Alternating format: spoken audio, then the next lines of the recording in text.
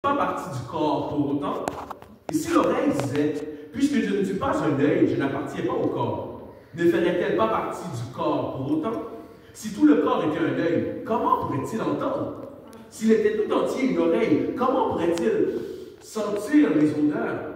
En réalité, Dieu a placé chacun des membres dans le corps comme il a voulu. S'il n'y avait en tout qu'un seul membre, où serait le comment? En fait, il y a plusieurs membres et un seul corps. L'œil ne peut pas dire à la main, je n'ai pas besoin de toi. Ni la tête dire aux pieds, je n'ai pas besoin de vous. Bien plus, les membres du corps qui paraissent les plus faibles sont indispensables. Et tous ceux qui sont déjà cognés un orteil disent Amen. Et ceux que nous estimons les moins honorables du corps, nous les entourons d'un plus grand respect. Ainsi, nos membres les moins décents sont traités avec plus d'égard, alors que ceux qui sont décents n'en ont pas besoin. Dieu a disposé le corps de manière à donner plus d'honneur à ceux qui en manquaient, afin qu'il n'y ait pas de division dans le corps, mais que tous les membres prennent également soin les uns des autres. Si un membre souffre, tous souffrent avec lui. Si un membre est à l'honneur, tous se réjouissent avec lui. Vous êtes le corps de Christ et chacun de vous est une partie de ce corps. Quelle image! Wow. L'apôtre Paul nous donne pour nous faire comprendre à quel point chaque partie du corps de Christ, si tu te considères comme un chrétien, une chrétienne ce matin, tu fais partie du corps de Christ et tu es essentiel pour le corps. Et comme je le disais, la Bible est authentique. Elle nous donne aussi des contre-exemples d'unité. La Bible est transparente. On voit dans la Bible des contre-exemples d'unité. La tour de Babel. Des gens se réunissent pour dire, nous, on veut bâtir une tour. On veut être plus grand que Dieu. On va bâtir la plus grande des tours, être plus puissant que Dieu. Et qu'est-ce qui arrive? Dieu les confond. Par un seul claquement de doigts, Dieu les confond pour leur faire réaliser qu'ils ne pourront pas arriver à bâtir leur tour. Donc, ils sont même plus capables de communiquer ensemble. Au lieu d'avoir une unité, de dire, on va être unis, ils veulent s'orgueillir. On le voit aussi dans l'Ancien Testament. Alors que Salomon était le roi, tout de suite après le règne de Salomon, le royaume de Dieu, le peuple de Dieu est divisé. Alors qu'ils étaient censés être la lumière pour les autres peuples, conquérir, finalement il y a le royaume de Juda et le royaume d'Israël. Contre-exemple d'unité. Et un autre contre-exemple d'unité qu'on voit dans les Écritures, c'est Jésus avec ses disciples. Dans Luc 22, 24 à 27, ça apparaît à l'écran. Une discussion s'éleva entre eux pour savoir lequel d'entre eux devait être considéré comme le plus grand. Jésus leur dit alors, les rois des nations dominent sur leur peuple et ceux qui exercent le pouvoir sur eux se font appeler leurs bienfaiteurs. Mais pour vous, il ne doit pas être ainsi. Au contraire, que le plus grand parmi vous se comporte comme le plus jeune et celui qui commande comme celui qui sert. En effet, qui est le plus grand? Celui qui est à table ou celui qui sert? N'est-ce pas celui qui est à table? Et pourtant, moi, Jésus, Dieu, le Créateur de l'univers, je suis au milieu de vous comme celui qui sert. Jésus dit à ses disciples, non, essayez pas d'être plus grand, essayez pas d'être plus important. Soyez au service des autres pour marcher justement dans cette unité. Et il y a un livre qui a été écrit par le docteur David Hawkins, et c'est un livre qui est un best-seller mondial, un livre qui a été vendu à des millions d'exemplaires. Et ce livre, Power vs. Force, est considéré comme un best-seller international qui a été cité par plusieurs grands leaders du monde. Et dans son étude, M. Hawkins ils ont fait une étude, calculée un peu l'échelle de la conscience, si on veut. Et dans cette échelle de la conscience, il y avait une échelle de 0 à 1000. Donc, c'est une échelle de 0 à 1000. Donc, dans cette échelle-là, si vous auriez passé le test, l'étude, il y a les niveaux inférieurs. Pas les personnes inférieures, mais les niveaux inférieurs. Donc, les personnes qui vont avoir un score de 200 et moins.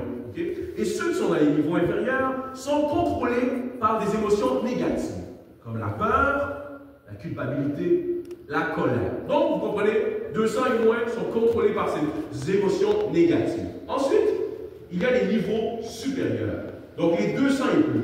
Ceux qui sont liés par des émotions positives, comme le courage, l'acceptation, l'amour, la paix, la joie. Les gens du phare de Sorel, littéralement, oui, exactement. Amen, amen. Donc, ceux qui sont contrôlés par les niveaux inférieurs sont considérés du côté de la force, si on veut. Et ceux qui sont contrôlés par les niveaux supérieurs, les gens du phare de Sorel, sont du côté du pouvoir. Et dans son étude, M. Hawkins a déterminé 3 constats très importants. Tout d'abord, l'énergie est contagieuse. Donc une personne, lorsqu'elle est du niveau supérieur, son énergie est contagieuse. On a envie de passer du temps avec cette personne-là. Cette personne-là peut transmettre son énergie à plusieurs personnes, simplement par son score. Une seule personne à un haut niveau peut équilibrer des milliers de personnes à un niveau plus bas. Vous, à votre travail, lorsque vous êtes positif, joyeux, courageux, plein d'amour, vous avez une capacité d'influencer des centaines et des centaines de personnes. Et troisième constat, c'est que la transformation commence à l'intérieur.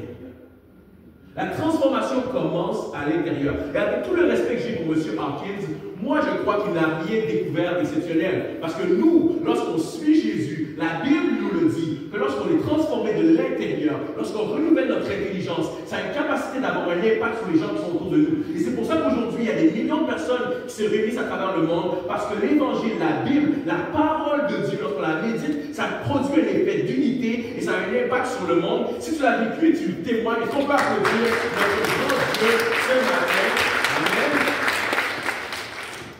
Et ce matin, on va regarder à trois trucs pratiques pour marcher dans l'unité.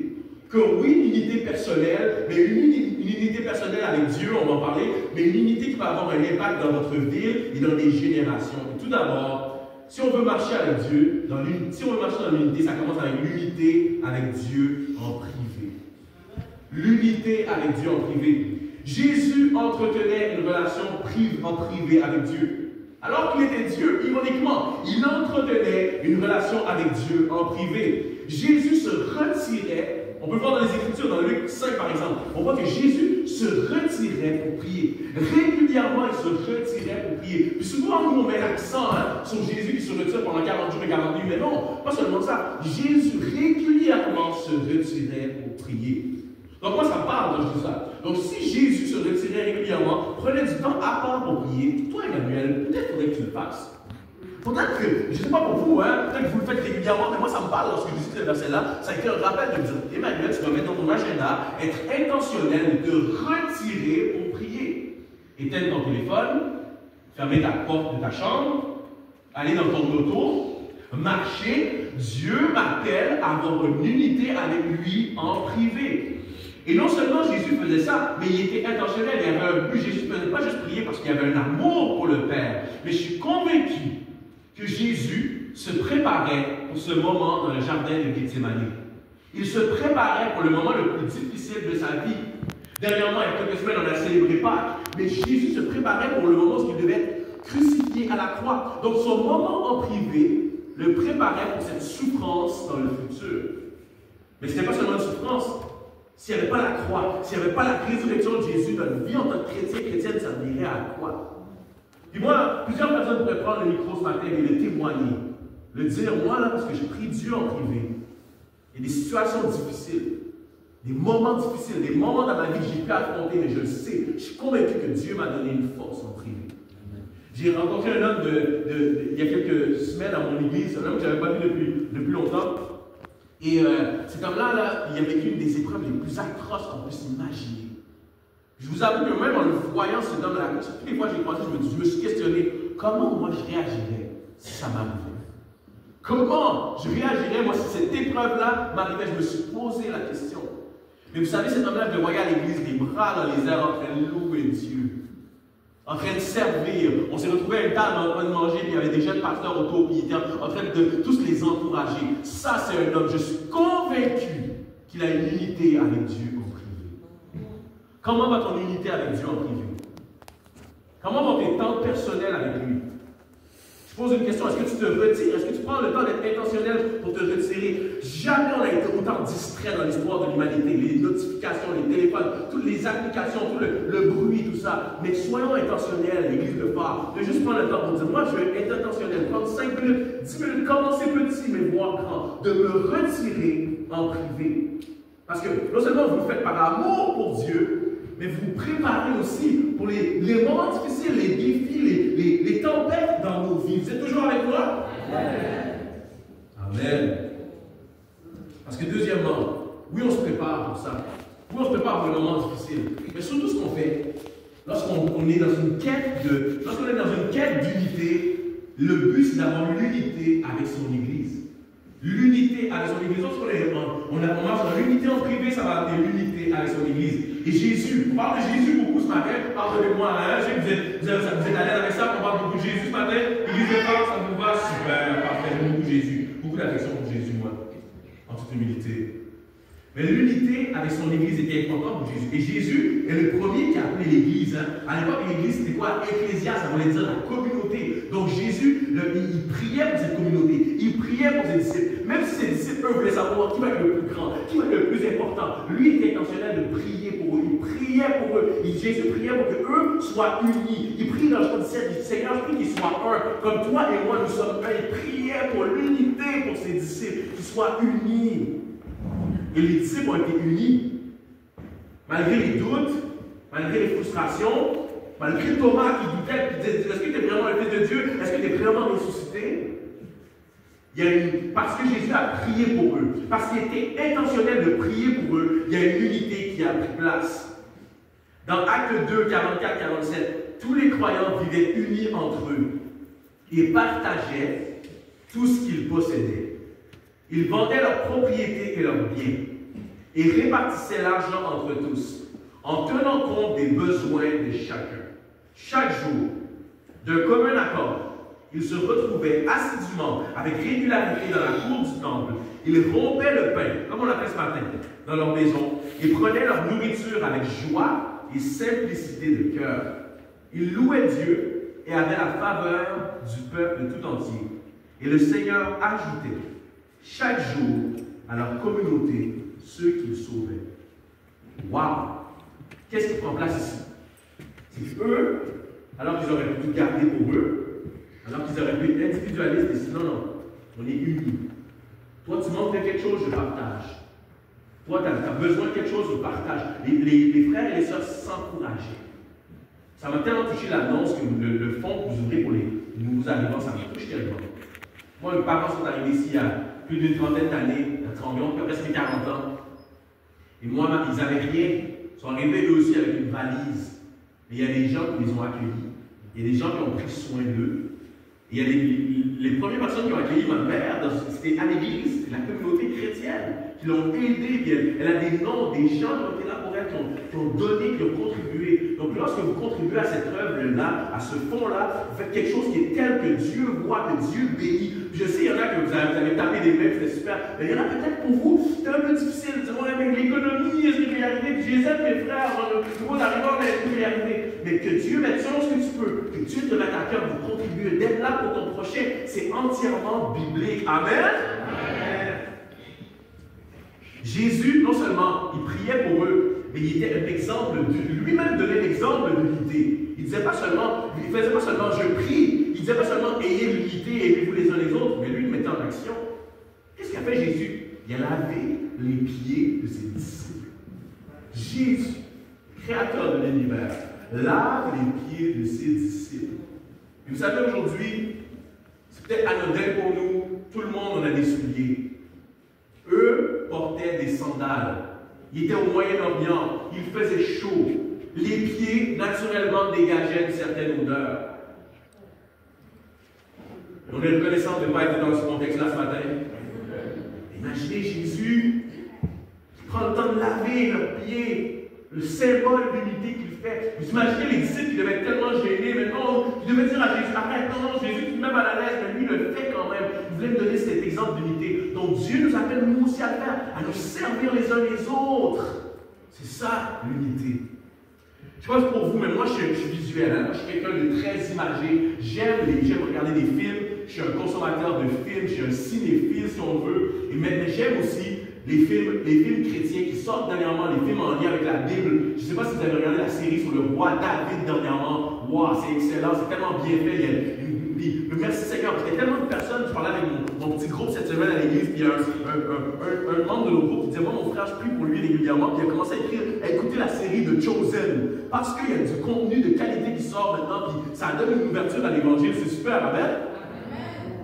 Mais je dois vous avouer que des fois, lorsque je regarde les autres choses, là, qui ne sont pas des films chrétiens, ça vient me chercher un petit peu, ok? les films qui essaient d'amener une certaine spiritualité, là, comme le fameux film Mange, Prie, Aime. Il y a une image qui va apparaître à l'écran, le fameux film Mange, Prie, Aime. Film que vous avez peut-être regardé, messieurs, ça vous dit quelque chose? Hein? Non, mais si vous ne regardez pas ça, j'ai fait une blague, j'imagine que vous n'avez pas regardé ça, mais je vous le déconseille fortement.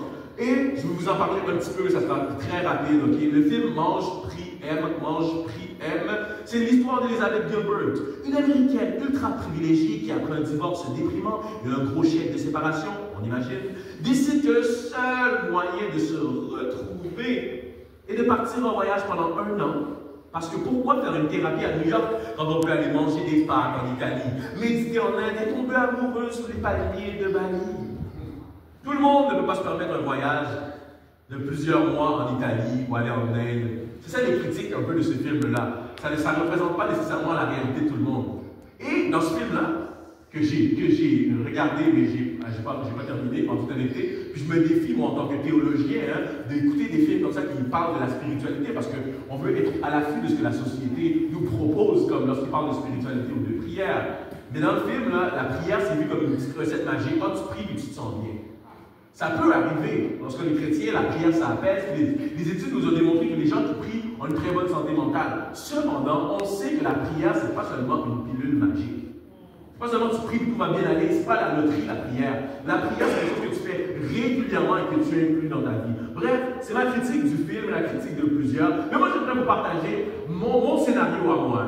Mon scénario à moi d'une bonne série, un bon film qui pourrait être pertinent pour les gens dans les beautés du Québec. Pourquoi pas? Je peux vous la partager ce matin, le Villeneuve?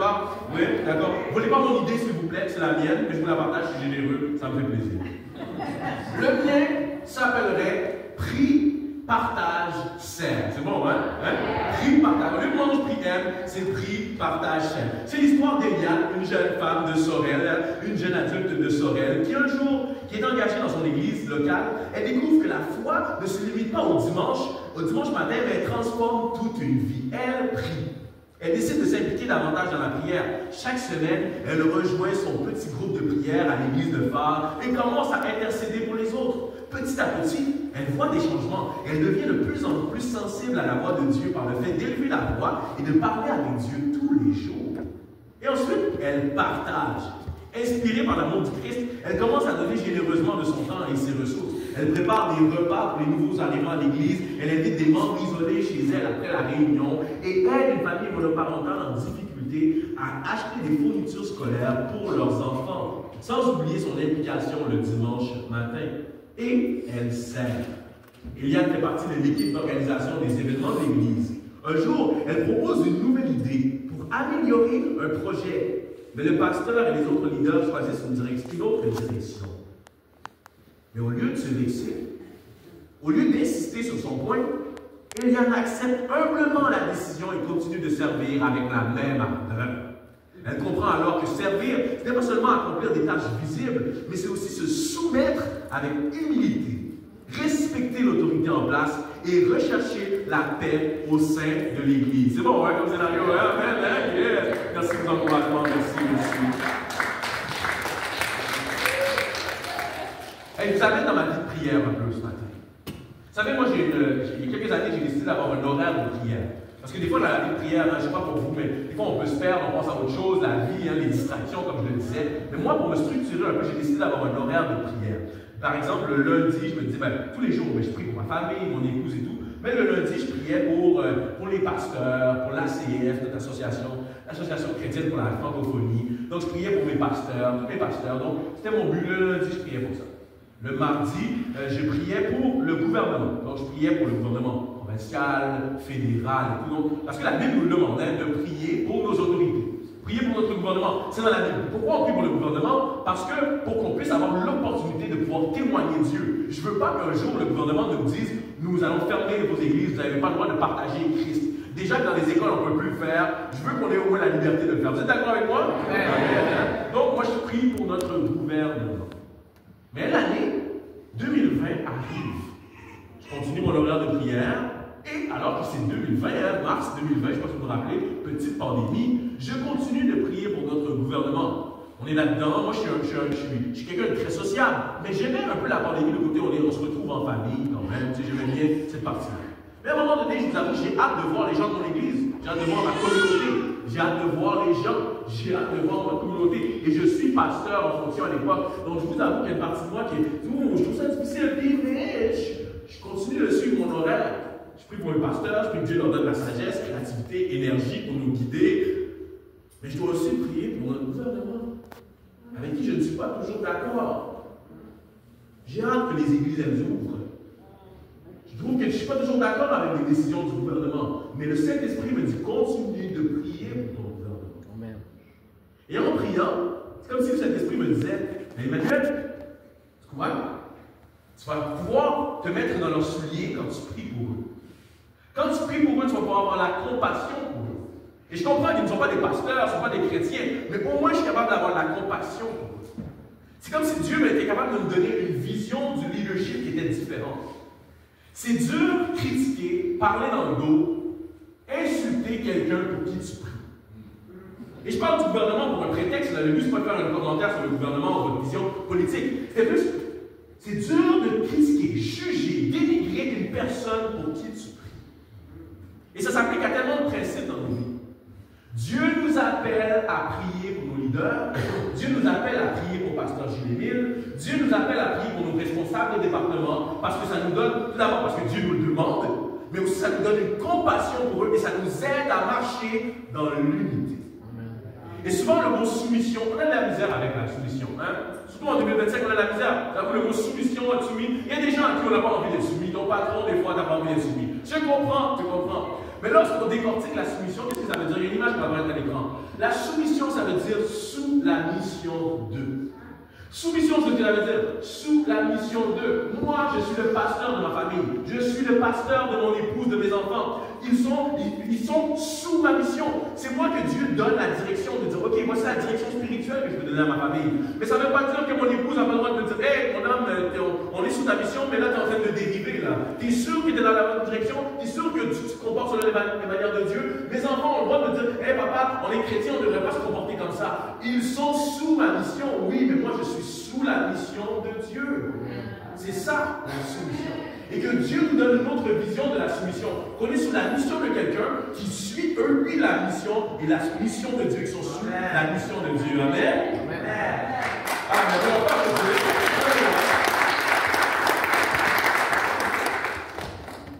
Et troisièmement, Dieu nous appelle, oui, à marcher avec Dieu en privé, oui, on marche avec Dieu avec son Église, mais on est appelé à avoir l'unité dans la diversité. Les disciples de Jésus étaient très différents. Ils étaient tous différents. Et parmi eux, il y avait des pécheurs, Pierre et Jean. Parmi eux, il y avait des collecteurs d'impôts, Matthieu. Il y avait même un zélote, Simon, un extrémiste religieux. Pourtant, Jésus les a rassemblés, il a utilisés pour faire un impact mondial. Je ne sais pas si vous avez déjà lu la parabole du bon samaritain. La personne qui agit le mieux, la personne qui fait le bon geste, ce n'est pas le chef religieux, ce n'est pas le pasteur, ce n'est pas les juifs, c'est l'étranger. C'est le samaritain. C'est ce qu'eux considéraient comme un bâtard. Mais Jésus lui-même sait que les samaritains étaient vus comme, on ne veut même pas être dans leur présence, ce samaritain, oh là là. Mais lui, c'est le samaritain qui fait le bien. C'est le samaritain qui prend soin de la personne qui a été battue. Jésus est intentionnel. Il valorise la diversité. L'Église rassemblait des Juifs, des païens. Il y avait une diversité dans la première Église. Et l'unité ne signifie pas être identique. Moi, je trouve ça beau. Je regardais la scène tantôt, je trouve ça beau. Les multigénérations, multicouleurs, c'est beau. On a besoin de ton histoire. On a besoin de ton âge. On a besoin de ton parcours. On a besoin de ta différence, de la manière que tu vois la vie. Moi, je trouve ça beau de voir la diversité, ne serait-ce que dans votre belle Église de Pâques. On a besoin de cette unité. L'unité ne veut pas dire uniformité. L'unité ne veut pas dire qu'on est toujours d'accord. On a le droit d'avoir des désaccords, on a le droit d'avoir des différends. On a le droit de dire non, mais je ne suis pas d'accord avec toi, mais on continue, on marche dans l'unité. Puis quand l'unité est ancrée dans quelque chose de plus grand, quand l'unité est ancrée en Jésus, c'est plus facile. Moi, je vous garantis la force, il y a une puissance lorsqu'on marche unis, peu importe nos différences. Puis je le dis, je le valorise. Ici, votre Église a différentes personnes de différents arrière-plans, différents âges. Mais c'est une force, c'est une puissance, je le crois. Vous savez, dans les années 90, Nelson Mandela a été emprisonné pendant plus de 25 ans en prison. Il a été emprisonné pendant 25 ans. Donc, Nelson Mandela, qui était le président de l'Afrique du Sud pendant plusieurs années, donc il était le président de l'Afrique du Sud, et il a été par la suite, mais avant cela, il a été emprisonné pendant 25 ans. Parce que lui, justement, à cause que dans l'Afrique du Sud, il y avait l'apartheid, donc il y avait un racisme qui était enraciné dans ce pays, les Noirs d'un côté, les Blancs de l'autre. Que ce soit au niveau des écoles, des institutions, des choses simples comme les fontaines, vous ne pouvez pas boire dans telle fontaine, l'autobus, les Noirs et les Blancs, tout était séparé. Il était un racisme qui était très présent, il faut le reconnaître, c'était contraire aux valeurs de Dieu. Et je ne dis pas ici que Nelson Mandela était chrétien, mais lui, son but, lorsqu'il allait sortir de prison, son but c'était d'unir le peuple. Alors qu'il est sorti de prison, il aurait pu dire, bon, maintenant les Noirs, on va se venger. C'est la vengeance. Mais il faut faire quelque chose de contradictoire, que plusieurs pays africains ne feraient pas. Il dit, nous allons unir. Les Blancs, vous êtes nos frères. Nous, les Blancs et les Noirs, nous sommes des frères, nous devons nous unir. Donc il devient le président de ce pays-là, il crée une unité qui est exceptionnelle. Mais ce n'était pas facile à faire. Il devait être intentionnel. Pour ramener cette unité, Nelson Mandela devait être intentionnel. Donc Nelson Mandela a travaillé avec plusieurs personnes. Il a travaillé avec des leaders sportifs, par exemple. Il a utilisé le rugby, parce qu'il savait que devant une bonne game de rugby, les Sud-Africains étaient unis, ils étaient dans la même équipe. Mais il a travaillé aussi avec des leaders religieux, comme M. Desmond Tutu. Il a travaillé avec M. Desmond Tutu, et Desmond Tutu est un prêtre anglican, et ils ont créé la commission Vérité-Réconciliation. Et lors de cette commission, le but, c'était de créer un espace d'échange où les gens qui avaient vécu des blessures, des déceptions, des trahisons, devaient venir exprimer ce qu'ils avaient vécu. Et même des gens qui avaient fait des choses mal, qui avaient commis des délits ou des crimes. Il y a eu un affrontement qui était percutant, qui a vraiment donné l'image de cette commission Vérité-Réconciliation. C'est qu'il y avait un policier qui avait admis avoir tué plusieurs jeunes hommes noirs, injustement, qui se retrouvait devant une maman qui, elle, son fils avait été tué par des autorités policières. Et alors que cet homme-là admet son crime, cette femme-là qui admet ce qu'elle a vécu, les deux ont pu réussir à se donner un gros câlin et à dire on se pardonne, notre pays doit marcher dans l'unité. Waouh, quelle image! Mais vous savez, Desmond Tutu, ça c'était une belle histoire qui est arrivée, mais il devait mettre une image, un mot dans la tête du peuple pour que les gens comprennent qu'on doit marcher dans l'unité. Et le mot qu'ils ont utilisé, c'était Ubuntu. C'est un terme en africain, dans leur langue, la langue de l'Afrique du Sud, en afrikaans, qui dit « Je suis parce que nous sommes ». Je suis parce que nous sommes.